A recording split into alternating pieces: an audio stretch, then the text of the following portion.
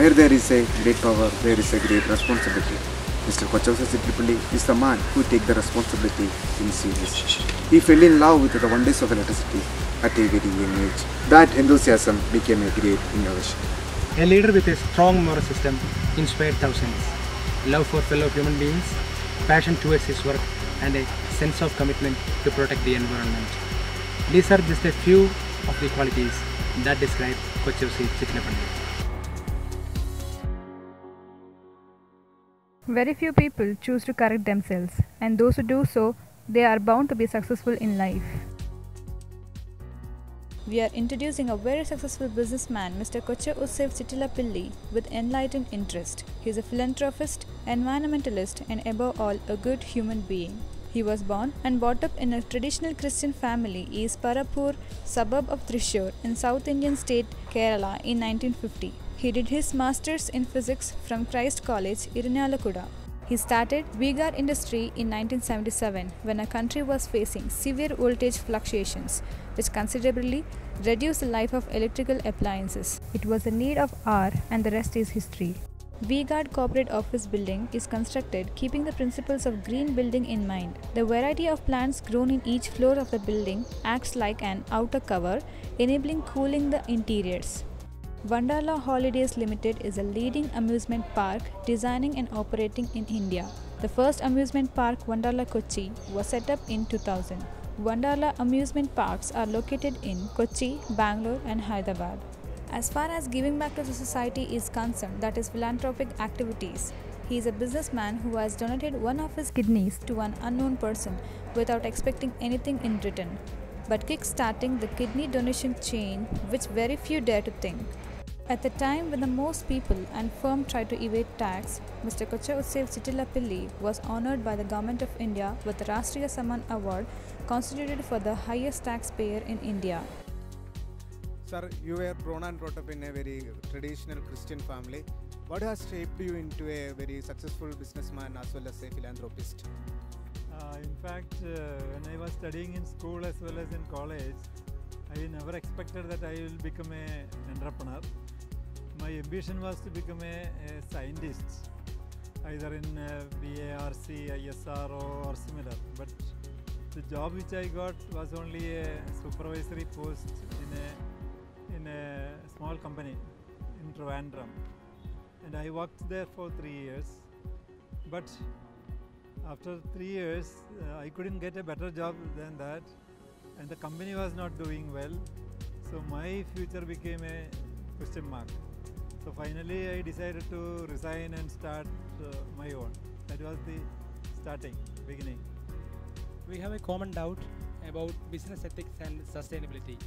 Sir, what do you think that is being sustainable in business, and entrepreneurs or the companies should be favor of ethics, or they should have to adopt an ethical way of doing business? I believe if you want a long-term success, definitely we have to follow certain standards, quality standards, ethics, values. Otherwise, how long we can continue this? How long we can continue the cheating with the people? So it is very difficult to be unethical. So definitely, if somebody wants to be a long-term success, definitely you must be ethical, you must be value-driven. That is my opinion. So as we are comparing so many companies, actually are they doing really with their job with ethically? Can you say like?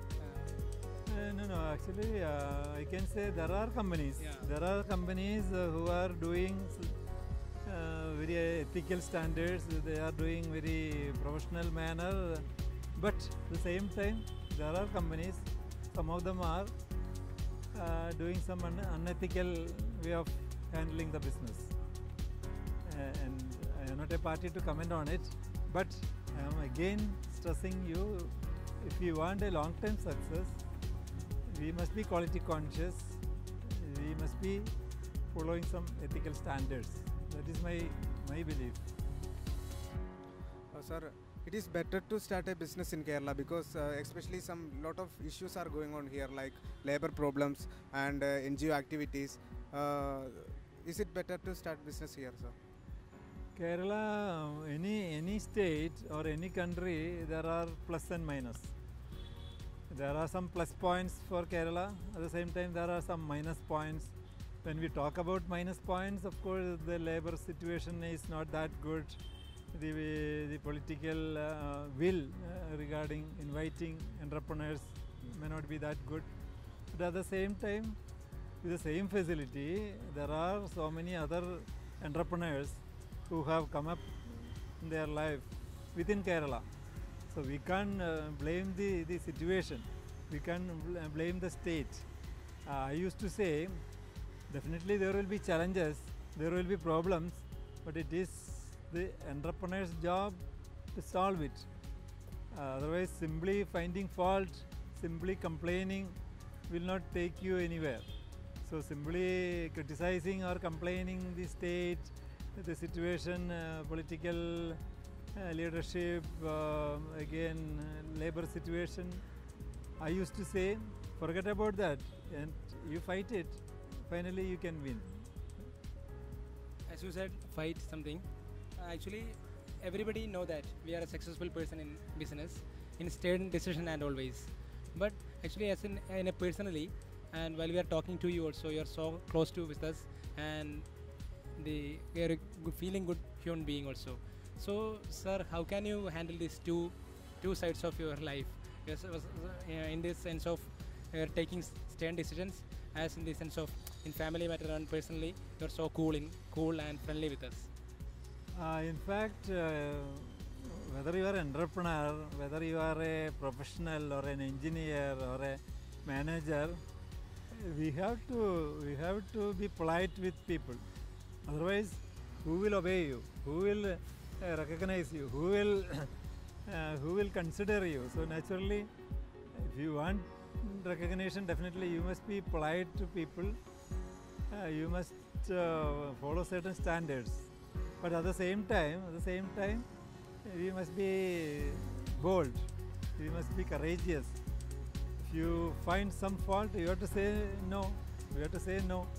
So I used to say, I will be firm, but I will be fair. So we must be fair, but we must be firm also. That is my simple policy. Sir, you introduced one business model like outsourcing. It is and made it so common for us. In the current business scenario, it is most suitable for Indian business conditions. In fact, the outsourcing started because of a necessity of the mother of the invention that time. For example, we had labor problems that time. So to overcome the labor problem, I can't start outsourcing. And I tried as a small sample in one unit. We gave all the technology, we gave all the raw material, we gave all the management assistance, and we started producing our production. But the labor force is in their name, not in our payrolls. That was a success. So instead of one unit, then I started to do similar 2 units, then 2 became 4, 4 became 8, that way it multiplied. So for your information, now even more than 50% of the production of we got is through outsourcing. That is happening. So one way it is a blessing in disguise. As an entrepreneur, as a philanthropist and as an environmentalist, how do you suggest, what are the values to inculcate, or what are the values you should have to direct us to give us? So when we talk about this type of say CSR activity or community development, I personally believe that we have certain responsibility towards the society. I used to say, I brought only 1 lakh rupee from my house, from my native place. Rest of the money I collected from the public. Public with wholeheartedly they gave me, and finally I got profit, and the and the institution or the organization started developing. So indirectly or directly we have a responsibility to the society, and again that I believe that is varying from person to person. So I was born and brought up in a village. That time India was quite young, just 10 years old. When I was in school, India was just 10 years, 12 years old after independence. So poverty was there. So I know the difficulty of people.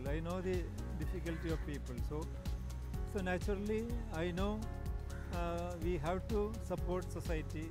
That's exactly what I am doing. Nothing great about it. Sir, and about your kidney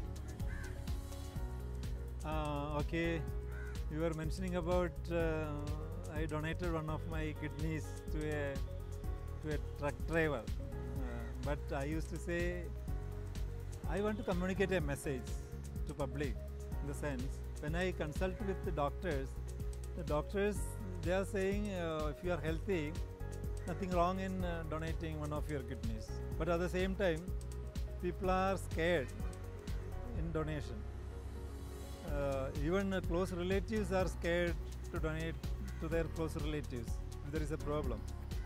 So I want to convey a message to public. Okay, if you are healthy, the medical science saying that nothing wrong in donating one of your kidney. I am happy that I donated to a truck driver. It was quite unknown to me, and I am happy that the truck driver is still driving his truck with my old spare parts. That much I can tell you. That still he is happy, he is healthy. I am also healthy. I have no medical problems. Once in a while, if you people ask me only, that is reminding me. Otherwise, I never think about that. If we can control our thoughts, we can control our minds. And if we can control our minds, we can control our life. If each one of us understand the importance of controlling our minds, definitely it leads to a better society. We sincerely thank and appreciate Mr. Kochouseph Chittilappilly for giving us this opportunity to have an enlightening discussion.